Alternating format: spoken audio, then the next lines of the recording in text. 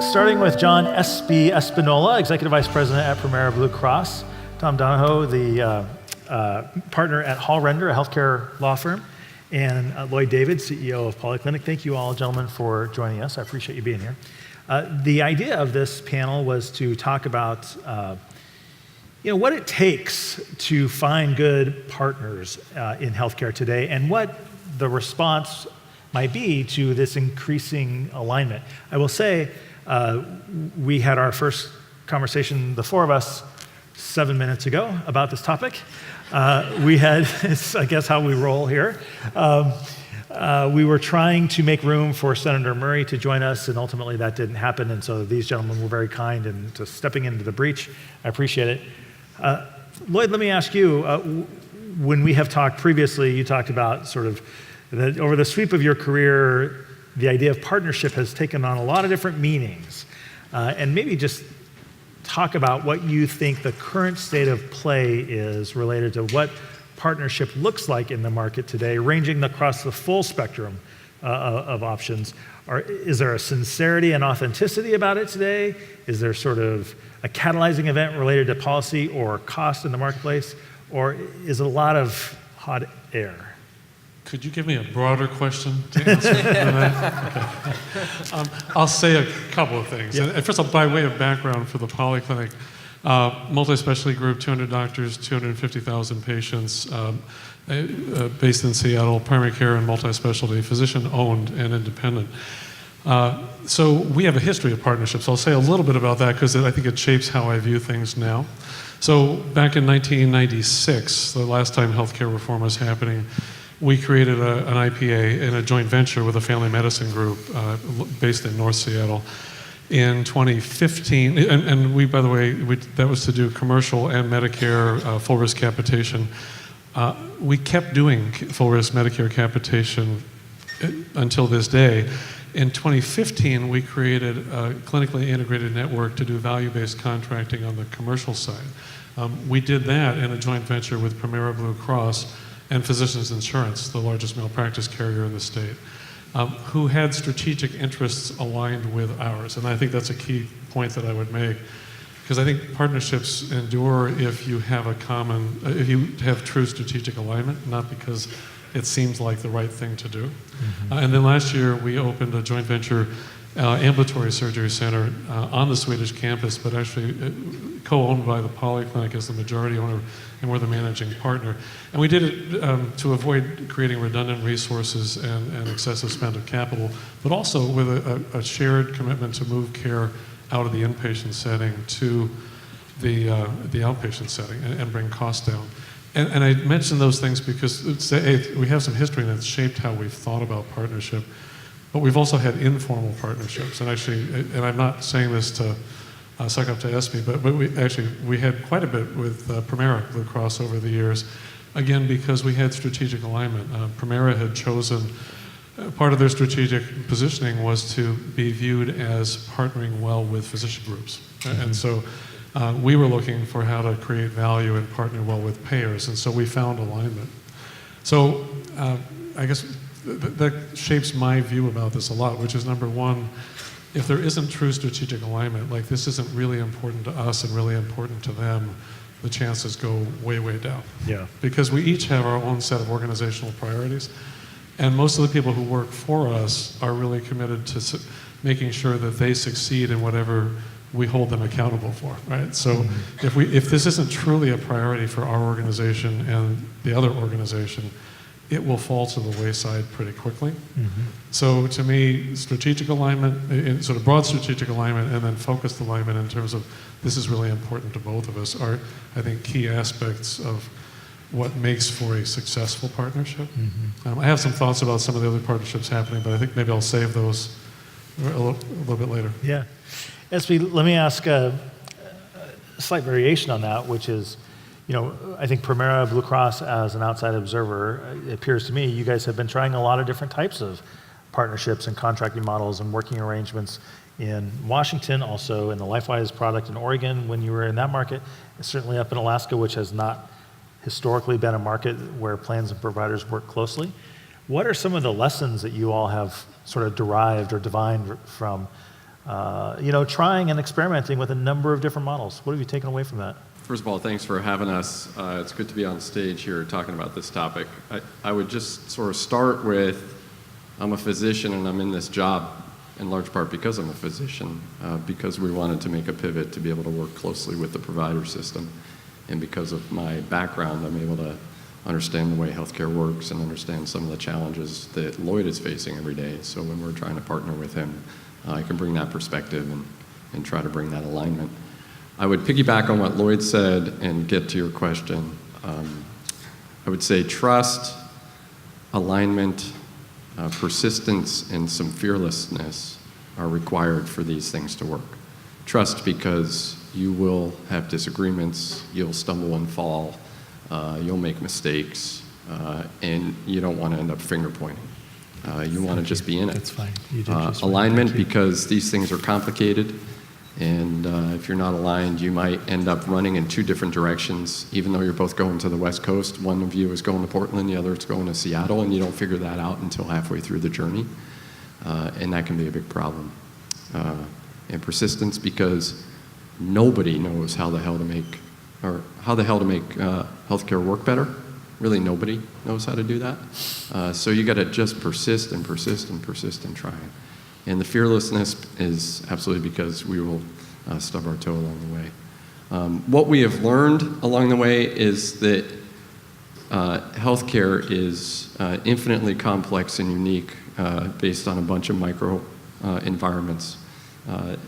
The reference to our 3 states that we work in, Alaska, Oregon, and Washington, I think about those as a very interesting spectrum running from north to south, north being up in Alaska, the true Wild West of healthcare, where some of my peers out of residency could go work for 2 years to pay off their medical school debt because they would make 3 or 4 times what someone would make down in the lower 48.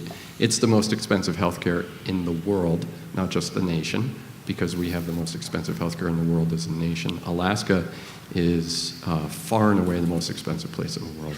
Highly unregulated, unmanaged. Most of the providers don't need to and won't contract with payers.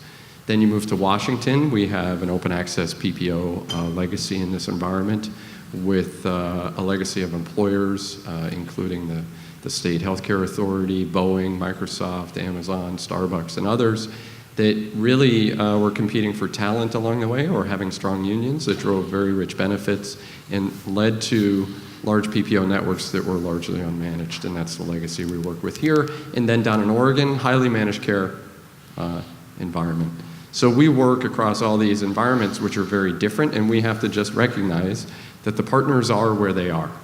And if we are aligned around trying to make healthcare work better, wherever the starting point is, we can all see what the next step needs to be.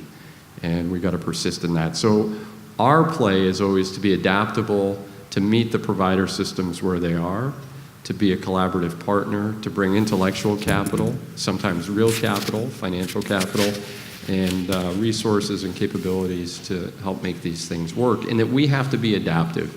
It's not about us, it's about our customers, and it's about what's happening to our customers at the point of care, which is why we can only succeed in working with and through providers. So I'll just leave it at that for now. Yeah, a lot there. Good. Tom, what do you see in this space? You do a lot of M&A work. Some things work better than others. When we were talking previously, we talked about how you've seen a lot of different deals that don't always make as much sense as might be said publicly. Are you seeing sort of a race to consolidate for the sake of consolidation? Or what is the driving focus of these deals that maybe don't always make as much sense as they might? Oh, it's a great question. Let me introduce myself first too. This is my first rodeo here. My name's Tom Donohue, so I'm the managing partner in the Denver office of Hall Render. Hall Render's the largest law firm dedicated to healthcare in the country, about 200 attorneys, and we say 99% of our clients are healthcare and mostly providers. We have a Seattle office as well. So my practice focus is mostly on transactional work, on regulatory work as well, and I'm mostly on the hospital side. So in response to To your question, it's I mean, a little bit of the old and a little more innovation that we're seeing in some of the transactions. So I say a little bit of the old because we had a lot of providers who, and I think you make a great observation, who used to, it was reactive, right? Well, my competitor's doing this, so I need to do this. They're buying hospitals, so I need to buy hospitals. They're gobbling up physician groups, so I have to gobble up physician groups. And it was a little bit less intentional, but in this most recent cycle of this, throughout the last few years, I think some of these providers have, bought things that they ultimately did not like or didn't know how to run, and then they've ended up losing money and then having to unwind a lot of these transactions. So I think in this kind of newer phase and I just saw an article in Modern Healthcare yesterday how there's an expectation that there's going to be even more transactional activity in 2018. Although I think the same people say the same thing every year. They must get some commission to keep on saying that. But what we're seeing now in kind of this more recent cycle when we're consulting with clients, and we encourage them on the legal side as well, because some of their historical lessons is, and it's consistent with some of the comments Lloyd was making as well, is you got to know what you're doing this for. And that sounds so common sense, and I love to hear well, we should be thoughtful and we should be strategic, but then when it gets to the lawyer, it's like, get this done in 30 days.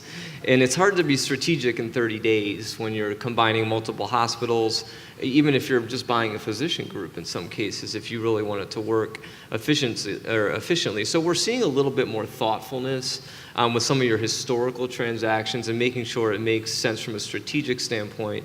When I was a younger attorney, I would get these big due diligence lists, and there was always this line item that said, cultural compatibility, and I used to say, what is that? And who cares about it, right? I want to see like the legal liability and all their contracts and all these fun things that lawyers get to go through and analyze. But what I've come to find out is, I've done more of these transactions, is that can be sometimes the more important piece of a deal. If you can't get the culture's compatible up front, if the strategic direction isn't defined, if the goals are not clear to the parties, it doesn't matter how good your structure is, your model is. At the end of the day, once that thing goes into effect and people walk away and all the high fives and the champagne is popped and that's all said and done and you have to operationalize it, they really struggle with that because they hurried through it. So we're seeing a little bit more thought, or at least encourage our clients to be a little bit more thoughtful in how they approach that.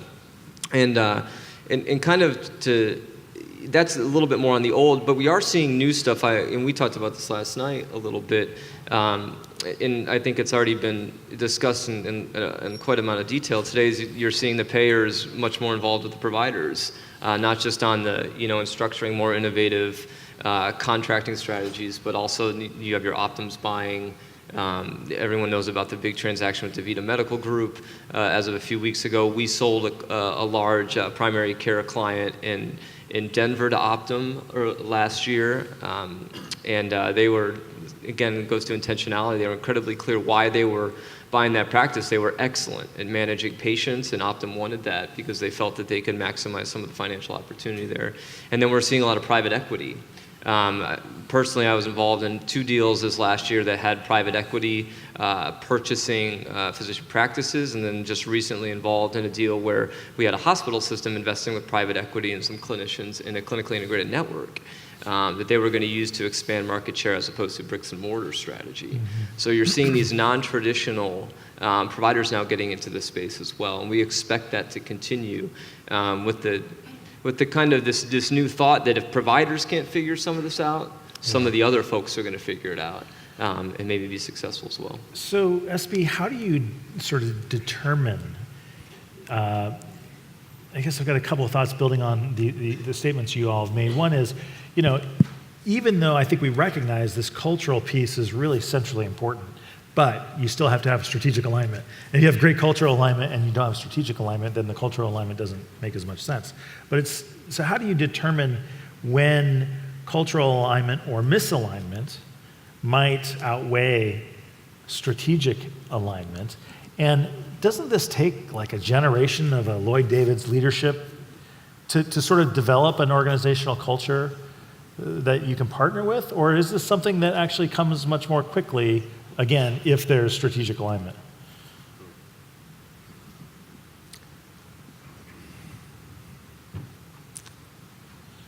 It can move at the speed that the organization can move at, and that really comes down, I think, to leadership is probably the critical component around the cultural alignment. And I think that dovetails so closely with the strategic component, it's pretty hard to separate the two. I almost feel like it's a false choice to think about it that way. Strategic and cultural got to go together. There's no doubt that healthcare can be better in our community. Our customers are paying too much. A lot of the times they're paying for healthcare they don't need, or they're not getting the healthcare that they do need, even though they're still paying a lot of money. And they're not having the experience they want or deserve as people in the process. And that's just ubiquitous in healthcare in America. That's the feedback we hear over and over again from our customers. So if there's a common vision around that as an underlying problem, then the rest is going to start to take care of itself, because we can start to find points of alignment and commonality in how we want to address those 4 problems. And the truth is, addressing all 4 is actually pretty hard to do so simultaneously. Often we're going to be addressing 1 or 2 at a time. Maybe around the experience, maybe around the total cost of care, maybe around just trying to ensure people are getting the care they need. You know, women in this country actually get a lot of health care, but too often aren't getting screening for breast cancers. Doesn't make sense, right? Kids go to see pediatricians and don't get vaccines. How does that happen? So people get health care but don't get what they need. So we break it up into these 4 problems that we try to tackle. The example in what we're trying to do with Lloyd through Physician Care Alliance and our joint venture with Polyclinic and Physician Insurance is really around, I think, addressing a couple of things. One is ensuring people are getting the care they need, putting systems and structures in place to do that, to make it easier for the physician to always get to the right place with that patient. Bring to their attention where care gaps might exist, systematize workflows to ensure people get the care they need. Remove the burden from the physician, and that's so important. So we're happy to align around that.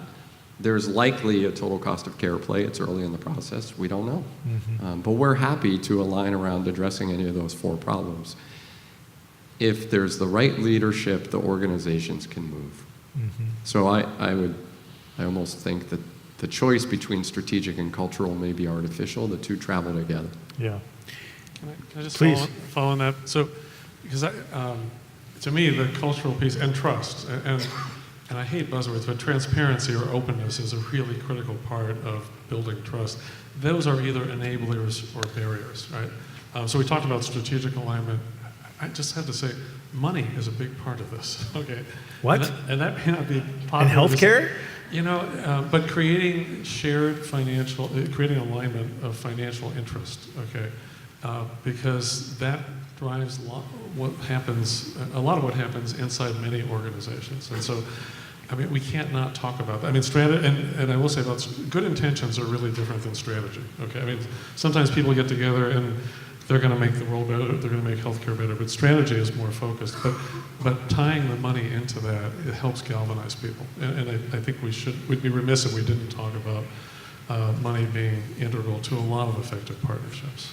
And just being, continuing down that line of thinking, it strikes me that there's a lot of talk about money in terms of the revenue side of the equation, Lloyd, and that M&A activity and consolidation is really often about increasing reimbursement or increasing market leverage to drive revenue. Which is not the money I meant, but go ahead, yeah. But, I mean, maybe to clarify the point you're making, it doesn't seem like there's a lot of focus on, there's talk, but there's not a lot of focus on reducing costs as a consequence of consolidation. Often that's in the press release, but that's not really what a lot of this is about.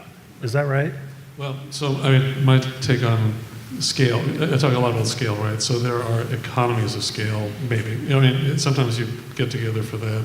There are capabilities of scale, like we're not big enough by ourselves to afford to do this. And then there's complexity and cost to scale, which I think is a real issue and a risk that the healthcare system faces.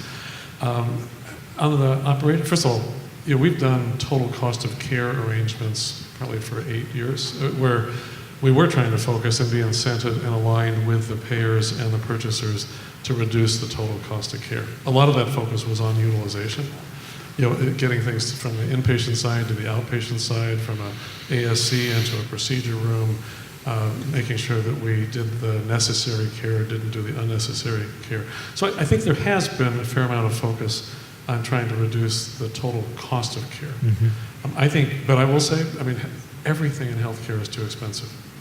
MRI is too expensive, a hospital stay is way too expensive, a doctor's visit is too expensive. So none of us are good enough at figuring out how to take cost out.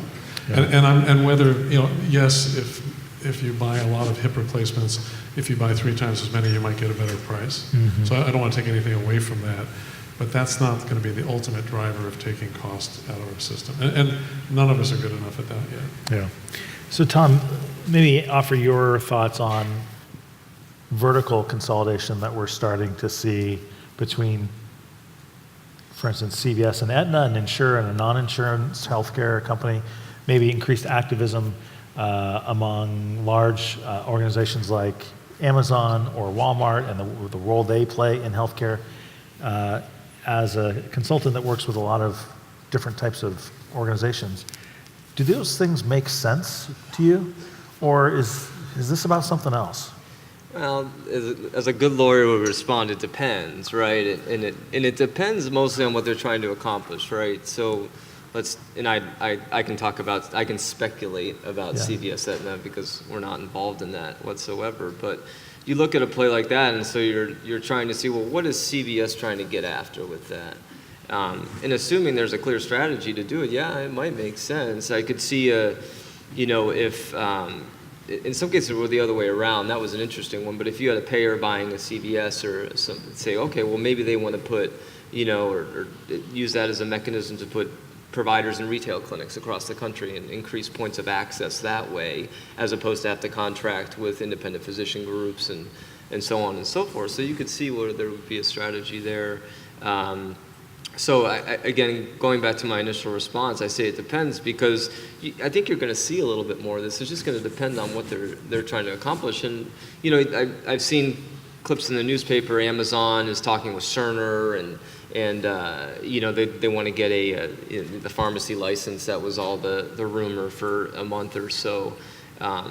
So I think time will tell whether it's going to make sense based on how some of these shake out, because it's certainly a newer phenomenon, seeing non-providers or non-institutional providers getting into this space. But it goes back to a comment I made in my initial comments, which was I think you're going to see non-traditional, non-institutional providers getting into the space where providers, the ones that have been playing in this space, haven't been able to figure out. We live in a very innovative age, an innovative economy, and where someone's not able to innovate, because they're stuck on fee-for-service payment or something else, someone else is going to find a way. So I think that presents a danger to some of the institutional providers. I'll take just a small example.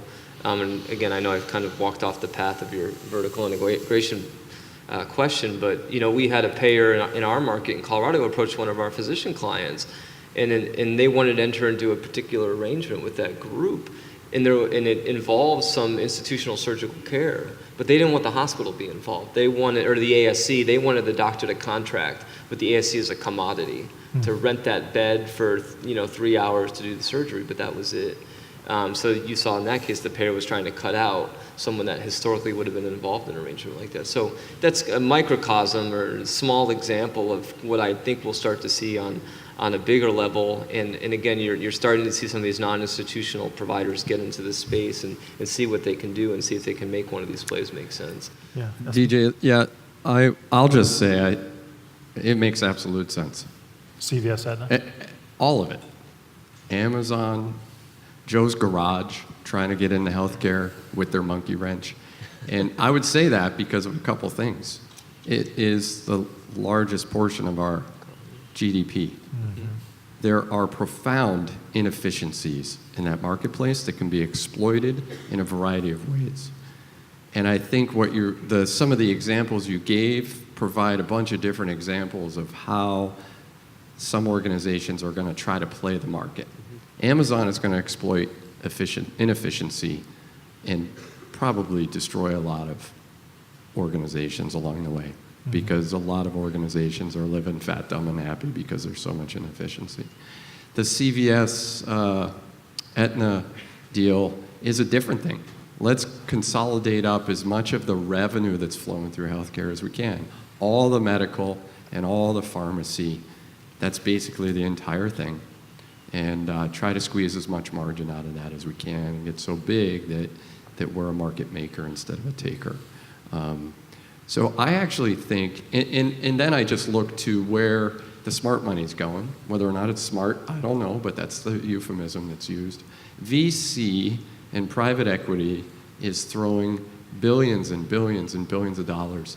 Most of us, by the end of this discussion, could scratch something out on a napkin and have a $20 million check in our hand before the discussion is over. Because we just know something about healthcare, and there's someone with more money than they know what to do with who's willing to make a bet. Or they're passionate about a specific domain of healthcare, or they had a child who was affected adversely with a specific condition, and they happen to be a rich billionaire. So I think it all makes absolute sense because we are all capitalists at heart, and capitalists see enormous opportunity where there are market inefficiencies. Whether or not those inefficiencies can be solved, we'll have to see, because there are a whole lot of people who are very deeply dug in their trenches protecting their economic self-interest that may actually be able to stonewall even the likes of Amazon. Who knows? But I think it makes absolute sense when you think about the scale and the inefficiency. You know, on this question or topic of Amazon, Espi, Amazon is a customer of Premera's, and you do a lot of work that I have absolutely no window into. A lot of work for Amazon, I'm sure, doing, you know, I'm sure they're a demanding customer. How does the work that you do with Amazon inform your approach in the rest of your book of business? Primarily large group, but also small and ERISA, you know, the whole lines of business. How do you take from the Amazon experience and deploy it enterprise-wide? Yeah, well, we're very fortunate to have some of those customers like Amazon, Microsoft, PACCAR. We work with Starbucks on their private exchange. I generally see these as pretty enlightened customers who are doing more than managing a line item on their P&L. They're actually trying to provide a benefit to their employees that goes beyond just access to healthcare. Mm-hmm. They're trying to do something different.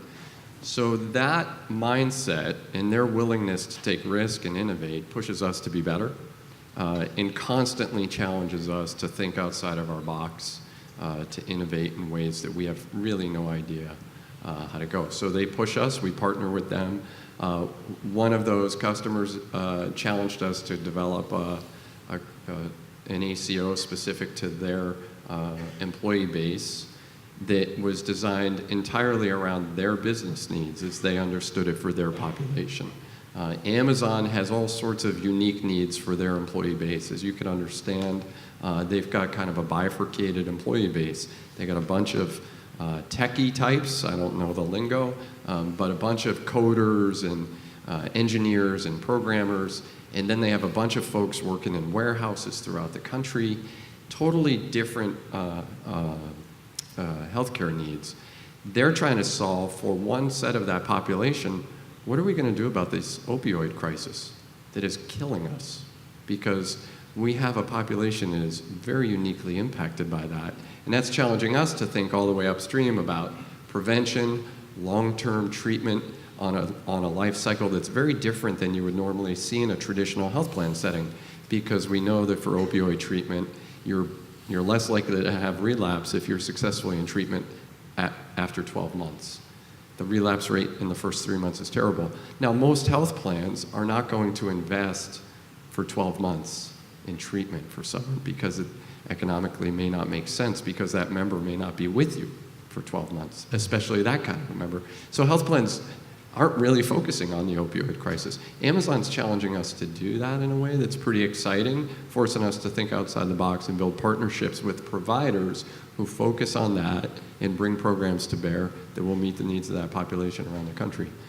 And then we can take that learning and translate it and try to deploy that through the rest of our membership. So they just make us better because they are so demanding and they understand their needs and they're willing to take risks. Lloyd, let me ask sort of a little different kind of question that I am just thinking about as we're talking here. I mentioned earlier today that Attorney General of Massachusetts, Martha Coakley, had released in 2011 a report that said 75% of pricing is from market leverage, 25% is from cost. And when we're talking about cost, really, we're talking about the unit price of the service delivered. And everything else, a cynic might say, is to varying degrees deck chairs on the Titanic, that if you don't get that central piece down, you're missing it. In Seattle, it's, I've often heard, or sometimes heard Seattle called healthcare Beirut. There's very little consolidation. There's a lot of different actors divided up in different ways, unlike a Bellingham per se. So I'm wondering how that culturally makes Polyclinic maybe more dynamic, maybe more fearless, to use Espi's term, because you're in such a market that is so competitive, and there are so many options for providers, hospital providers, primary care, specialty providers. How does that influence the kind of space or culture that Polyclinic has? Did you say there's so many options and there's not that much consolidation? Outside of, the big Providence Swedish, which is clearly, but relative to a Bellingham or a Spokane, I think it's not consolidated. So it is always helpful to have options. Yeah. Right? It's always helpful to be able to say to somebody you're working with, this is what we need from you, and if you can't do this to help us be effective, to help us deliver quality, to help us deliver value, then we will do something different. So I believe across Washington State, there's so many communities where there are not options, particularly on the institutional side. Yeah. So it's great that there are still some options in the Seattle market. Right? And by the way, years ago, before Swedish acquired Providence, our admissions were pretty evenly divided between the two, and it turned out our surgeons liked Swedish better and our cardiologists liked Providence better because they thought the care was better for what they did. And it was great to be able to go where you thought you could give the best care to your patients. Yeah. It's gotten more complicated now because of electronic health records, and it's not as easy to be in multiple locations, right? Does being in this kind of a market engender a culture of risk-taking and an openness to creative solutions, or does it engender the opposite, maybe an aversion to risk? Well, I'm going to speak for us. Yeah. So we started doing global capitation, both commercial and Medicare, in I think 1996, and we've never stopped. So we've been oriented towards taking risks for a long, long time. And if I could move to capitation today on the commercial side, I would. We do global risk and Medicare Advantage, and I love doing it because there's actually a revenue stream that comes in every month, and we can decide how best to use that money to provide the best care for our patients. So I see risk as connected with the opportunity to do more of the right things and be more proactive. We have these shared savings agreements that probably everybody in the room has, where our best case scenario is 12 to 18 months after we finish the year, we might get something back to pay for the investments and efforts that we made. And you have to be more, so I am a prudent person, right? So we're going to be limited in how much we spend trying to make things better when it takes so long to know if it worked, and the chances of paying ourselves back are so constrained. Yeah. But I want to go back to risk. I believe that prudent risk is a healthy thing, and we have an appetite for it. But the other thing is that we are not attached to institutional revenue, okay, and to be upfront. So that gives us a different kind of freedom. So hospital revenue admissions don't affect us, and so risk looks different to us than it does to a hospital-based system. And I recognize it's easier for us. We're large enough and have a big enough revenue base that we can afford to take risk. A primary care standalone group has to be much more cautious because the leverage, when it works, it's great, and when it doesn't, you can go out of business. Yeah. So I feel like we're almost uniquely positioned to be able to take risks because we're less attached to a key piece of revenue that needs to go down, and we have enough scale to be able to afford to take some risk. And I just would say I think we're seeing a recognition and appetite for risk.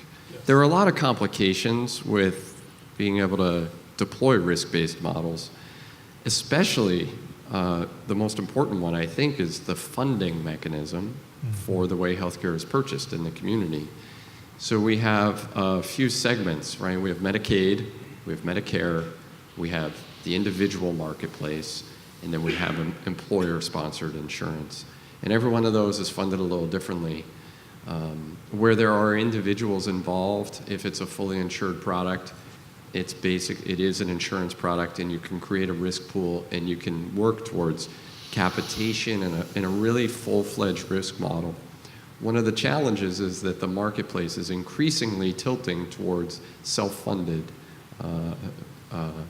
payment for access to healthcare or healthcare benefits. And as a result, the model is forced into a fee-for-service paradigm because self-funded clients get an invoice from Premera that says, here are the services you bought last month, please reimburse us for them. We paid the bill. There's no real risk pool, there's not a premium, there's not an insurance product. So it's very hard for us to work with Lloyd with a self-funded client who may have an innovative vision, but is really not willing to create a global risk pool for Lloyd because they have patients going to hundreds of providers. And that is a structural problem that the market has yet to figure out how to address, how to integrate self-funded clients, which increasingly are the largest purchasers of healthcare in the marketplace, into these innovative funding mechanisms. So that's why I think we're starting to see partnerships around slice approaches to it. Hey, Lloyd, can we purchase 200 cardiac stent procedures from you and then sell those in a batch to our clients? So we'll start to see slices. Some may call them centers of excellence, some may call them bundles or other things that help bridge the gap between self-funded and the provider to be able to create a risk-based model. Otherwise, it gets really, really challenging. And that's now more than 60% of our business at Premera, the largest commercial insurer in the state. So just think how challenging that is. So let me ask each of you, and I'll start with you, Tom, this last question. As our audience and our community continues to try to navigate through this time of uncertainty, both political and market, what one or two principles, very short, one or two key principles do you think organizations should orient themselves towards in 2018? What should their North Star principle be that they keep in mind as they weigh these sort of market and policy decisions? Sure. So a couple of thoughts. You get about a minute. Okay. Sorry, it's gonna be hard. I'll just be honest up front. I think first of all, it's be aware, and you should be this already, but be aware of where you are in the marketplace, right? A lot of what you want to do and what you should do are going to be driven by where you stand, right? A small critical access hospital is not going to be in the same position as a 20 hospital system on what its strategic initiative is going to be. So understand where you are in the marketplace and then establish kind of your goals. I think that those would kind of be my first thoughts in a lot of ways, because once you have that, it's going to help you understand and define some specific strategies that you might want to pursue and what type of partnerships you want to define and the nature of those partnerships. So that would be the first piece. And the second piece would be open. And coming from a lawyer, you're like, well, wait a second, you're the one who always tells me I can't do things. But be open to kind of creative solutions as you partner with others. If you get sophisticated people involved and the right people in the room, your objectives, you appreciate where you are, you know what you want to do, you define your goals. Again, if you're supported by sophisticated people, they'll come up with some solutions and some structures. Yes, it's a tough regulatory environment, but the more sophisticated folks will find paths and avenues and mechanisms for you to be successful in what you want to do.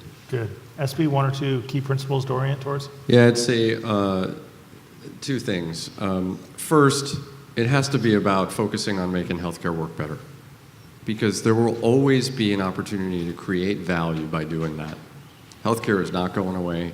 It's been around for thousands of years, long before the MD existed, right? Shaman, witch doctors, whatever. Humans have always needed healthcare. So if we focus on making healthcare work better, we will remain relevant. That's the first thing. The second thing I would say is there's got to be a North Star about wanting to be a winner in a marketplace that is going to pick winners and losers. The days of all providers being able to be winners just because they hang a shingle and they're like, I have an MD after my name, therefore patients will come to me, those days will go away. The marketplace will expose provider performance at the individual provider level, and if you're not someone who wants to be at the top of the stack, you will lose. That is the way the market's going to go. So those are the two things I would focus on. Good. Lloyd? Well, first of all, I would say in my organization, I tried to never let anybody call us patient-centered, but I will say the number one thing is focus on the patient and what the patient really wants and help them understand what they really need. Okay, so we haven't talked much about the patient today, but and so I mean, to me, that's the North Star. And I talk about us, you know, we're a retail company and a wholesale company. I mean, the retail is every patient makes a choice where to go. Every patient is a unique bundle of needs, right? So that's my first one, okay? And then the second is a variant, I think, of what others have said. And this is the wholesale piece, which is value, okay? And each of us has to figure out from our organization's point of view how we will enhance the value that we provide, okay? And that can be everything from the unit cost of our services to the mix of services we provide to the integration and access to other services. But how we're going to define value and how are we going to move the needle on value in our case, as a delivery system. Lloyd David, CEO of the Polyclinic, Tom Donohue, partner at Hall Render, and John Espi, Espinola, Executive Vice President at Premera Blue Cross. Let's give him a round of applause. Thank you, gentlemen.